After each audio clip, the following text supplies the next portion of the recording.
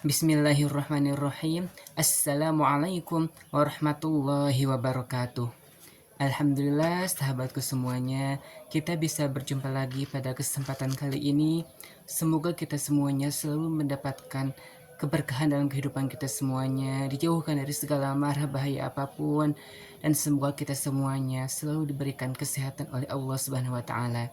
Amin ya Allah ya rabbal alamin.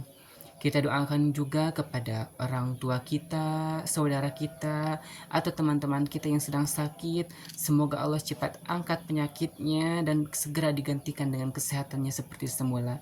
Amin ya Allah ya rabbal alamin. Alangkah baiknya untuk mengawali pertemuan kita pada hari ini, kita awali juga dengan membacakan salawat kepada Rasulullah Shallallahu Alaihi Wasallam. Semoga kita semuanya mendapatkan syafaatul uzma di yaumil qiyamah nanti. Amin ya Allah ya rabbal alamin. Sallallahu ala Muhammad, sallallahu alaihi wasallam, sallallahu ala Muhammad, sallallahu alaihi wasallam. Sahabatku semuanya, insya Allah pada kesempatan kali ini saya mungkin akan sedikit membahas tentang malaikat yang minggu kemarin pernah saya bahas, namun kurang lengkap terperinci tentang malaikat tersebut. Sahabatku semuanya, mungkin kita tahu bahwa malaikat itu jumlahnya banyak, tapi jumlah malaikat itu tidak ada yang tahu, karena hanya Allah lah yang tahu jumlah malaikat tersebut. Karena ada sebagian pendapat yang menyebutkan bahwa jumlah malaikat itu sama dengan seperti turunnya air hujan ke alam dunia ini. Jadi tidak terhitung banyaknya jumlah malaikat tersebut. Tetapi ada malaikat yang wajib kita ketahui, yaitu jumlahnya ada 10 malaikat. Lalu siapa saja sih 10 malaikat tersebut dan apa saja tugas yang 10 malaikat tersebut?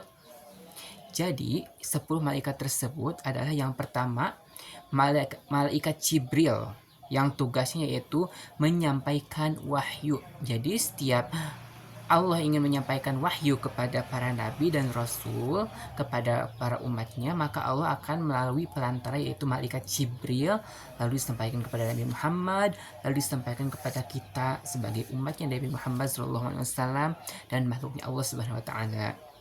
Itulah tugas malaikat Jibril, menyampaikan wahyu. Yang kedua, malaikat Mikail, yang tugasnya memberikan rejeki, menurunkan air hujan, memberikan rezeki kepada makhluk-makhluknya Allah. Pokoknya tugasnya malaikat Mikail yaitu menyampaikan rezeki, memberikan rezeki kepada makhluk-makhluknya Allah. Yang ketiga yaitu malaikat Jibril, Mikail, Israfil. Israfil itu tugasnya mencabut. Israfil itu meniup sangsakala, tugasnya itu meniup sangsakala, yaitu pada hari kiamat nanti. Tugas malaikat Jibril itu, Mikail, Israfil itu, tugas malaikat Israfil itu tugasnya meniup sangsakala nanti pada hari kiamat. Jadi tugas malaikat Israfil itu nanti pada hari kiamat itu meniup sangsakala, tandanya bahwa dunia ini akan hancur, yaitu kiamat. Kemudian malaikat Israfil juga akan meniup sangsakala yang kedua kalinya, yaitu untuk membangkitkan seluruh umat, seluruh makhluk yang ada di alam ini dibangkitkan dengan cara meniup sangsakala yang kedua. Ya, jadi sangsakala yang pertama yaitu yang menandakan tandanya kiamat, kemudian sangsakala tiupan yang kedua yaitu menandakan bahwa akan dibangkitkannya seluruh makhluk yang ada di alam dunia ini. Kemudian tugas malaikat Ijrail yaitu mencabut nyawa. Ingat bahwa setiap makhluk yang bernyawa itu akan merasakan mati, dan tugas yang mencabut nyawa itu adalah tugas malaikat Ijrail. Jibril, Mikail, Israfil, Ijrail, Munkar Nakir. Tugas malaikat Munkar Nakir yaitu bertanya di alam kubur. Jadi ketika kita sudah meninggal, maka akan ada dua malaikat yang akan bertanya di alam kubur. ada yang berpendapat bahwa yang malaikat tersebut, dua malaikat tersebut akan menanyakan 5 perkara kepada manusia yang sudah meninggal. Tapi ingat, malaikat mungkar nakir itu akan menanyakan pertanyaan tersebut ketika kita memang benar-benar memiliki keimanan yang kuat, taat beribadah kepada Allah, maka kita akan bisa lancar menjawab pertanyaan-pertanyaan dari malaikat tersebut. Tapi ada yang berpendapat bahwa malaikat yang akan bertanya di alam kubur tersebut ketika kepada orang-orang yang soleh, orang yang soleh dan soleha, maka bukan malaikat mungkar nakir yang akan bertanya di alam kubur, tapi malaikat basar basir yang akan bertanya di alam kuburnya, malaikat yang baik.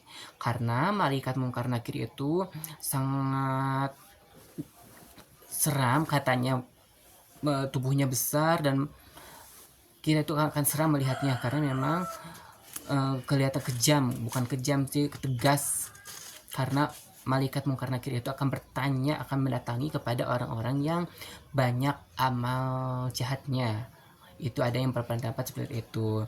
Tapi yang kita yakini itu bahwa memang ketika kita sudah mati itu maka akan ada 2 malaikat yang akan bertanya di alam kubur kepada kita yang ketika sudah meninggal. Kemudian malaikat Rokib Atid tugasnya yaitu mencatat amal kebaikan dan amal keburukan.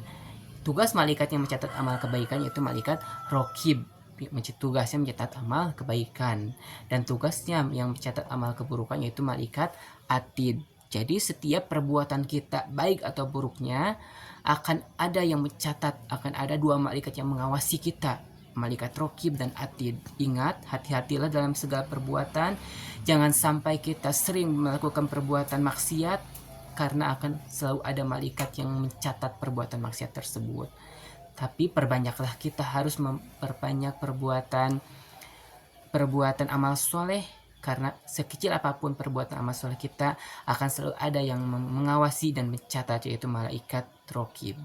Kemudian malaikat yang ke-9 yaitu ada malaikat Ridwan, yaitu tugasnya menjaga pintu surga, malaikat Ridwan itu.